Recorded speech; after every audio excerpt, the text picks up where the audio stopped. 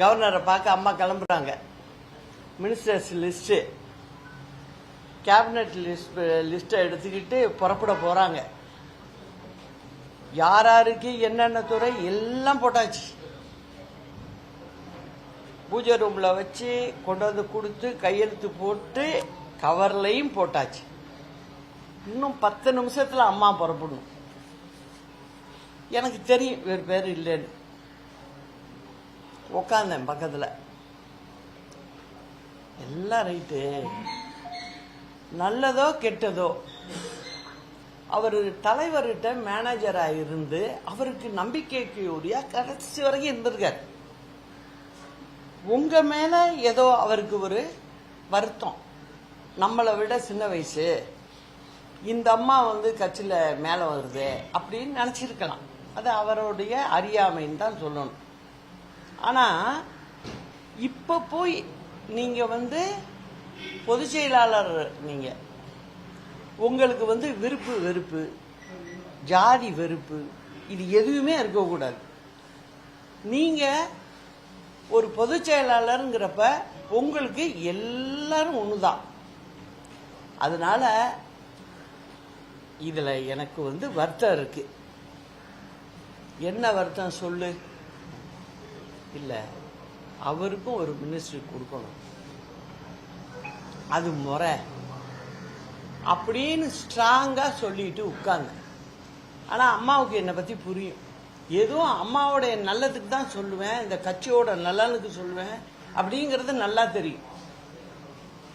உடனே என்ன பண்ணாங்க, ஆஃபீஸுக்கு இன்டர்காம் பண்ணி, பா இந்த லிஸ்ட்டை கொடுத்து அனுப்புகிறேன், எஜுகேஷனை இவருக்கு போடுங்க அப்படின்னு சொல்லி போட்டு கொடுத்துட்டு, நான் கூப்பிட்டு அவர்கிட்ட பேச மாட்டேன், சொல்ல மாட்டேன்.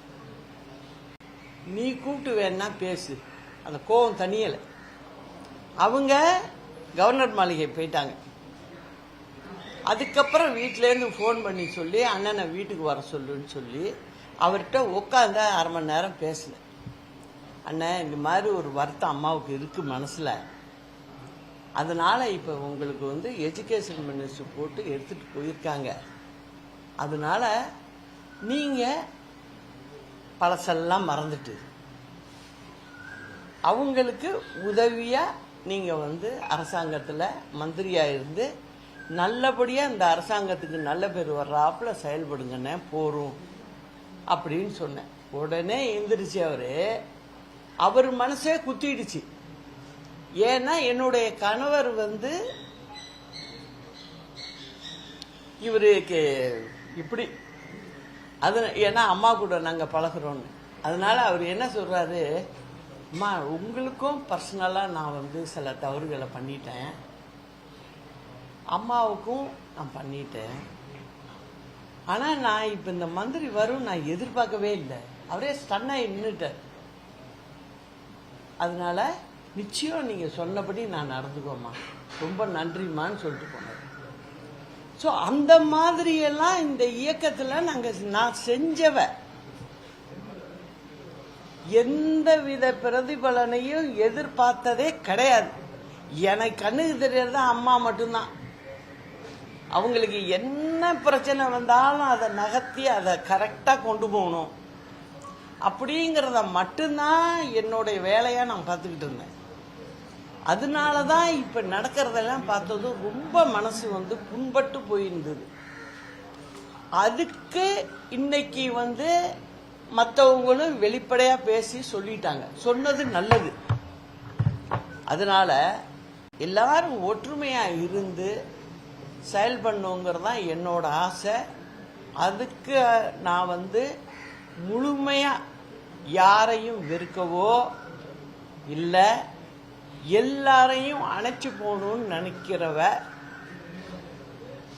அதை எல்லாரும் புரிஞ்சுக்கணும்.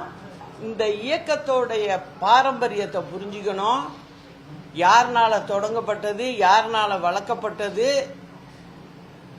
அதனால மக்களுக்கு எவ்வளவு பயன் நம்ம கொடுத்துருக்கோம் அப்படிங்கிறத நினைச்சு எல்லாரும் ஒன்றிணைந்து செயல்படணும். அதுதான் எனக்கு வேண்டியது. அதனால அதை எல்லாரும் சேர்ந்து செய்யணும் எல்லாரையும் யாருமே வெளில போனவங்க யாருமே வெளில விடக்கூடாது. எல்லாரையும் ஒன்றிணைச்சு நம்ம செயல்படணும். இது நாட்டு மக்களுக்காகவும் சொல்றேன், கழக தொண்டர்களுக்காகவும் சொல்றேன்.